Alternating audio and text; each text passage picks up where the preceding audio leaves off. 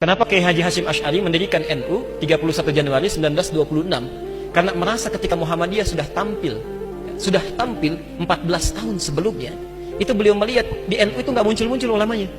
Asy'ari dengan pendiri Muhammadiyah, Muhammad Darwish, itu satu keluarga, satu saudara yang sama, bahkan ngajinya sama-sama, itu di Semarang, di Kiai Haji Soleh Darat. Dia ada 3 orang, Muhammad Darwish, kemudian Hasyim Asy'ari, satu lagi itu kakek buyutnya Cak Nun, MH Ainun Najib. Cuma 2 ini yang menonjol, karena menonjol, bagus baca kitabnya, soleh orangnya, itu langsung diperintahkan pergi ke Mekah, diberikan kitab. Kalau kakek buyutnya MH Ainun Najib, itu cuma diberikan cincin pada saat itu. Saat berangkat ke Mekah, berguru di guru yang sama, namanya Syekh Ahmad Khatib dari Sambas, dikenal dengan Syekh Ahmad Khatib As-Sambasi. Nah, setelah dilihat-lihat sampai kembali ke Nusantara di masa yang sama, itu Masya Allah, ternyata keduanya punya visi yang sama, ya, tapi punya beda karakter. Yang satu senang praktek, ya, namanya Muhammad Darwish, lantas pulang diganti nanti menjadi Ahmad Dahlan. Yang satu lagi senang menulis kitab.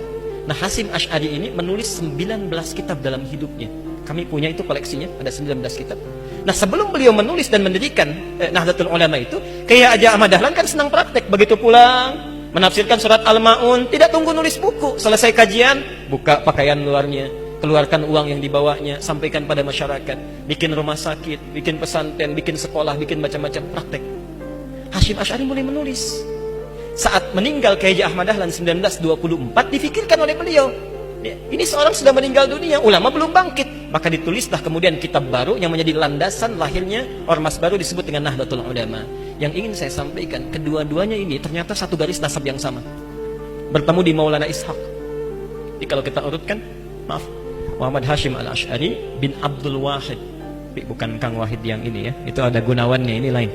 Bin Abdul Wahid bin Abdul Halim. Abdul Halim itu nama aslinya Pangeran Benawa, dikenal dengan Sultan Hadiwijaya, nama lainnya Joko Tingkir. Bin Abdullah bin Abdul Fattah bin Abdurrahman. Abdurrahman ini anaknya Sunan Giri, bukan Giri yang ini tapi ya.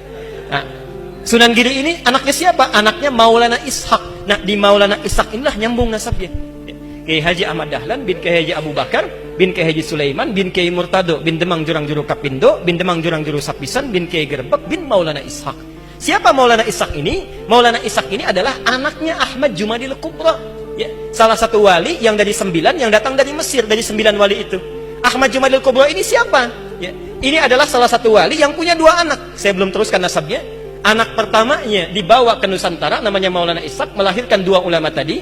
Anak keduanya lahir di Mesir, bernama Syarif Abdullah. Nah, nanti Syarif Abdullah inilah yang akan bertemu dengan salah satu anaknya Prabu Siliwangi. Ya. Prabu Siliwangi pemenah rasa menikah dengan Nyai Subang Larang, punya 3 anak.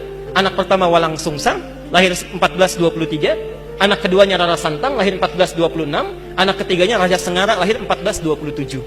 Nah, hajilah kemudian Walang Sungsang dan Rara Santang di Makkah bertemu dengan Syarif Abdullah.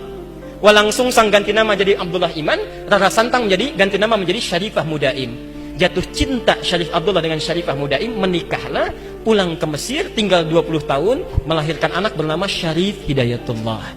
Berguru pada Syekh Ibnu Athaillah As-Sakandari. Pulang, nengok kakek buyutnya, bertemu dengan Prabu Siliwangi. Saat itu tinggalnya ada di Lingkaran Jati, maka dikenallah dengan saat itu dengan nama Sunan Gunung Jati. Nah, baik Ahmad Dahlan ataupun Hasyim Asy'ari itu berada di satu garis yang sama, dari Ahmad Jumadil Kubra bin Ali Zainal Al-Kabir bin Ali Zainal Abidin, keturunannya dari Al-Husain, Husain anaknya Ali, Ali suami Fatimah, Fatimah putri Rasulullah sallallahu alaihi wasallam. Tapi sampai hari ini tidak pernah Ahmad Dahlan disebut dengan Habib. Itu gak ada. Kayak Ahmad Dahlan. Yang penting sikapnya seperti Nabi, tuturnya seperti Nabi, pandangannya seperti Nabi. Kullu mri'in bima kasaba rahin, itu pilihan kita semua. Mudah-mudahan pertemuan hari ini kita